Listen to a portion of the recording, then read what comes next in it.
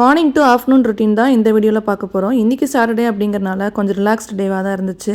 லேட்டாக தான் எந்திரிச்சேன். சரி ஒரு கப்பு ஃப்ரூட்ஸ் மட்டும் கொஞ்சம் சாப்பிட்லாம் அப்படின்ட்டு ஃபஸ்ட்டு இந்த வாட்டர் மிலனும் கொஞ்சம் பப்பாளியும் ஃப்ரிட்ஜில் இருந்தது. சரி அதனால் அதை எடுத்து கொஞ்சம் சாப்பிட்டாச்சு.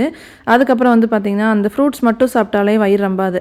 அதனால் ஃப்ரூட்ஸ் சாப்பிட்டு ஒரு 1 ஹவர் கழித்து இந்த ராகி புட்டு முன்னாடியே வேக வச்சுட்டேன். அதனால் சரி அதை சாப்பிட்டுக்கலாம் அப்படின்ட்டு 1 மணி நேரம் கழித்து இந்த ராகி புட்டுமே அப்படியே வச்சு சாப்பிட்டாச்சு.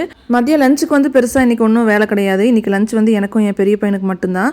நாள் வச்ச ஒயிட் ரைஸே கொஞ்சம் மீதி இருந்துச்சு. அது ஃப்ரிட்ஜில் வச்சுருந்தேன். சரி அந்த சாப்பாடு வச்சு இன்றைக்கி ஃப்ரைட் ரைஸ் மாதிரி பண்ணிடலாம் அப்படின்ட்டு எக்கு போட்டு கொஞ்சம் ஃப்ரைட் ரைஸ் பண்ணிட்டேன். இந்த மீதி இருக்கிற காய் இந்த குடமிளகா முட்டைக்கோஸ்லாம் கொஞ்சம் இருந்தது. அதெல்லாம் போட்டு ஒரு ஃப்ரைட் ரைஸ் மாதிரி பண்ணிவிட்டேன். அப்புறம் மீனுமே வந்து புதன்கிழமை மணிக்கு வாங்கி மீதி இருந்துச்சு, ஃப்ரிட்ஜில் வச்சுருந்தேன். அதனால் அதுவுமே கொஞ்சம் இருந்ததுனால அதையும் அப்படியே பொரிச்சாச்சு.